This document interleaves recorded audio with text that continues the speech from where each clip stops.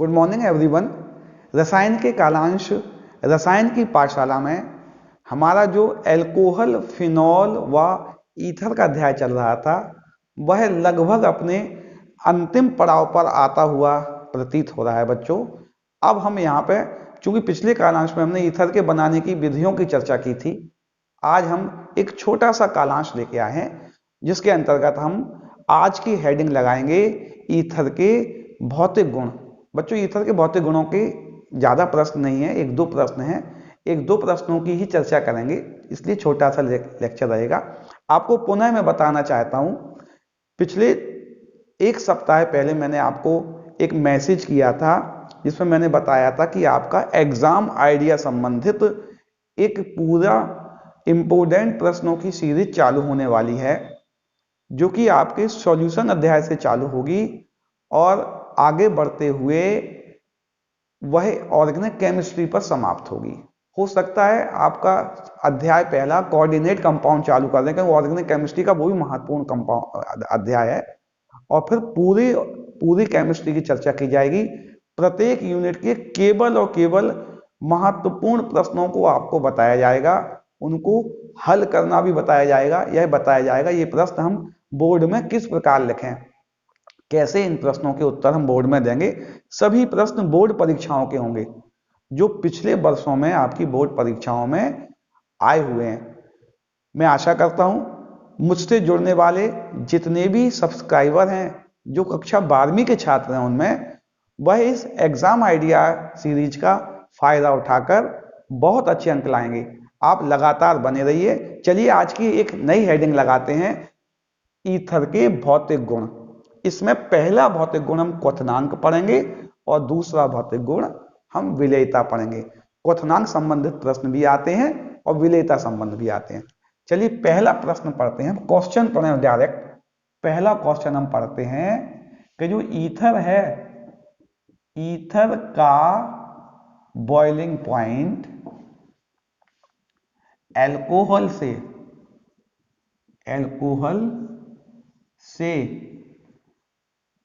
कम होता है। किसका होता है वही ईथर का बॉइलिंग पॉइंट? अल्कोहल से कम होता है। क्यों? यानी ये प्रश्न उल्टा कर रहे हैं बच्चों कि अल्कोहल का बॉइलिंग पॉइंट ज्यादा होता है। हम जानते हैं बच्चों, जब भी कोई चीज बॉयल होती है तो वो लिक्विड फेज से वेपर फेज में आने का प्रयास करती है, अर्थात उसका जो मॉलिक्यूल जो फोर्स ऑफ अट्रैक्शन से जुड़े हुए हैं उनका जो फोर्स ऑफ अट्रैक्शन ब्रेक होना चाहता है, और जिन मॉलिक्यूल में फोर्स ऑफ अट्रैक्शन ज्यादा होगा उनको ब्रेक करने के लिए हमें ज्यादा एनर्जी की आवश्यकता पड़ेगी, ज्यादा ऊर्जा देनी पड़ेगी, अर्थात additional force of attraction boiling point को बढ़ाएगा। तो एल्कोहल में एक एडिशनल फोर्स ऑफ अट्रैक्शन होता है। इसकी बात कर रहा हूं मैं, एल्कोहल की बात कर रहा हूं। एल्कोहल में एक एक्स्ट्रा फोर्स ऑफ अट्रैक्शन होता है जिसको कि हम हाइड्रोजन बॉन्डिंग बोलते हैं। क्या बोलते हैं? Hydrogen bonding. ये क्या है? Hydrogen bonding.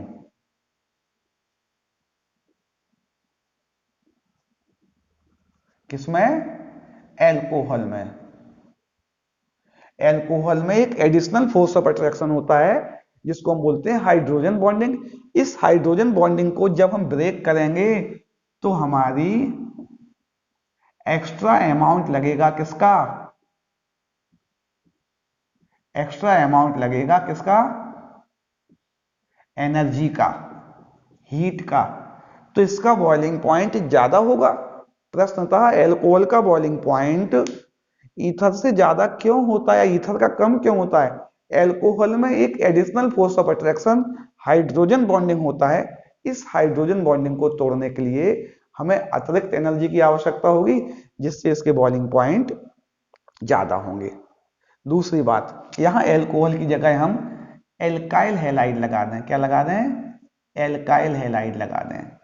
इससे भी कम होते हैं ईथर के बॉइलिंग पॉइंट, एल्काइल हैलाइड से कम होते हैं, जबकि मॉलिक्यूलर मास सेम होगा, नियर अबाउट सेम होगा, अप्रोक्स सेम मॉलिक्यूलर मास को कंपेयर किया जाता है कि अगर लगभग समान अणुभार वाला ईथर और समान अणुभार वाला एल्काइल हैलाइड ले लें तो एल्काइल हैलाइड का बॉइलिंग पॉइंट ईथर से ज्यादा होता है। क्यों? फिर वही बात बच्चों, इसमें निश्चित कोई एडिशनल फोर्स ऑफ अट्रैक्शन होगा। हम क्या कहेंगे, जो एल्काइल हैलाइड होता है, जो एल्काइल हैलाइड होता है, यह एक पोलर स्पेसीज होती है। क्या होता है भाई, यह पोलर स्पेसीज होती है। जब इसके कई मॉलिक्यूल आपस में आएंगे, एक दूसरे के पास आएंगे, तो इसमें एक एडिशनल फोर्स ऑफ अट्रैक्शन लगेगा, इसमें एक एडिशनल फोर्स ऑफ अट्रैक्शन लगेगा, प्लस और माइनस चार्ज होने के कारण एडिशनल फोर्स ऑफ अट्रैक्शन लगेगा। इसको बोलते हैं dipole dipole dipole dipole interaction.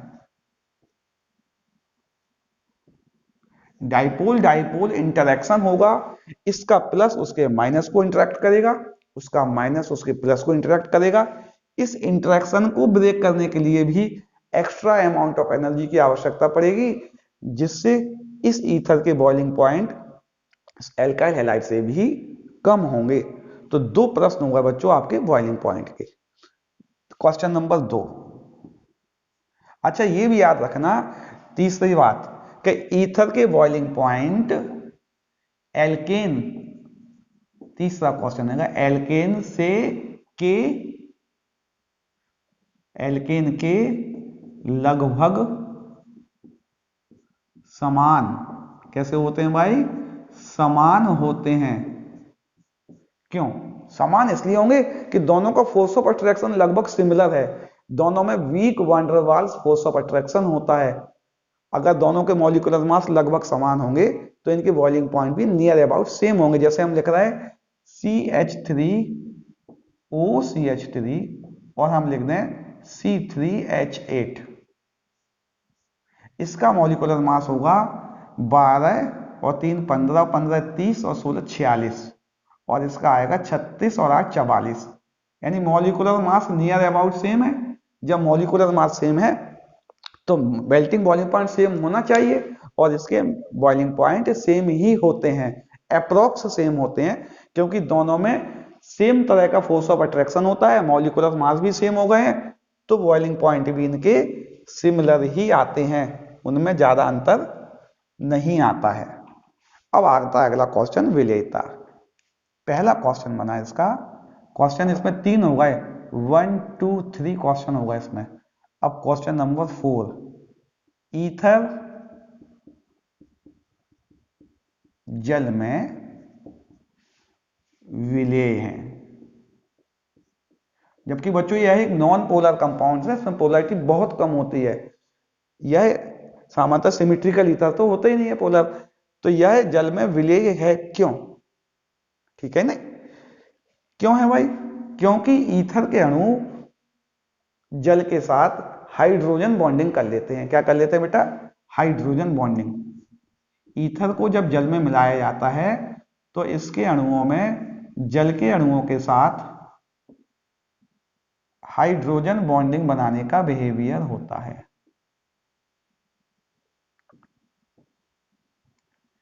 इसके मॉलिक्यूल वाटर के मॉलिक्यूल के साथ क्या बना लेते हैं? हाइड्रोजन बॉन्ड बना लेते हैं।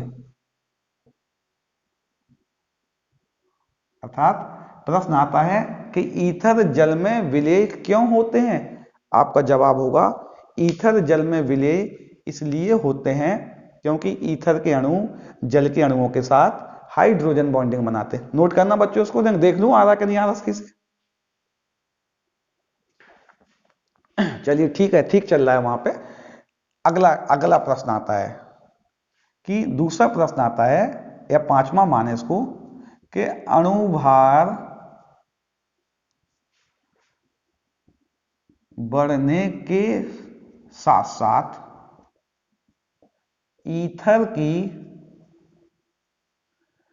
जल में विलेयता, जल में विलेयता कम क्यों हो जाती है?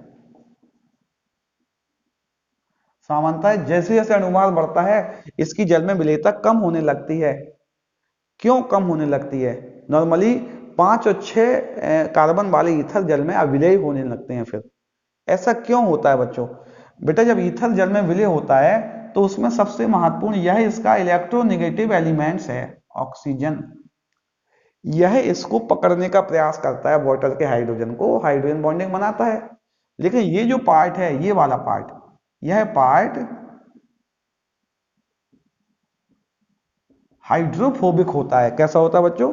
इसका यह पार्ट हाइड्रोफोबिक होता है, अर्थात वाटर से घृणा करता है, हेट करता है। यह वाटर को अपने में आने नहीं देना चाहता है। कौन सा वाला पार्ट? ये एल्काइल पार्ट जो है यह हाइड्रोफोबिक नेचर का होता है। जैसे जैसे अणुभार बढ़ेंगे, क्या कह रहा हूं मैं, जब अणुभार बढ़ेंगे, जब अणुभार बढ़े तो क्या होगा, मुख्यतः यह तो कॉमन रहेगा, यानी इसका क्या होगा, जो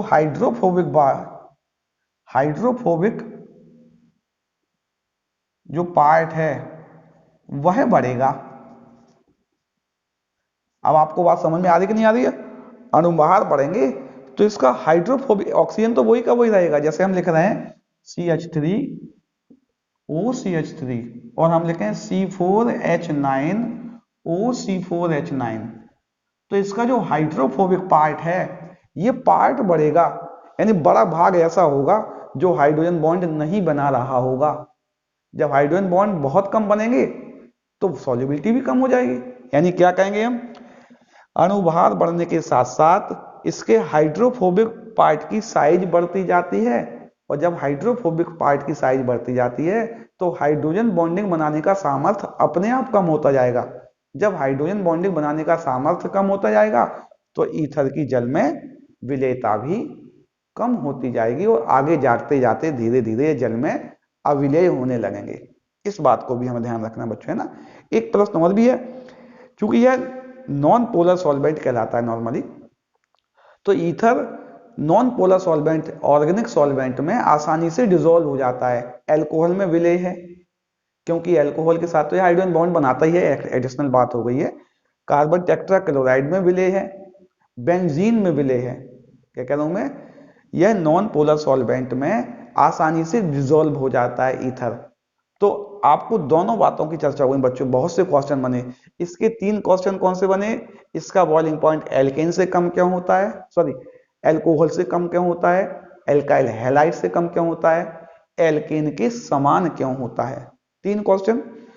चौथा क्वेश्चन, अणुभार यह जल में विलेय क्यों है, यह भी हमने देखा।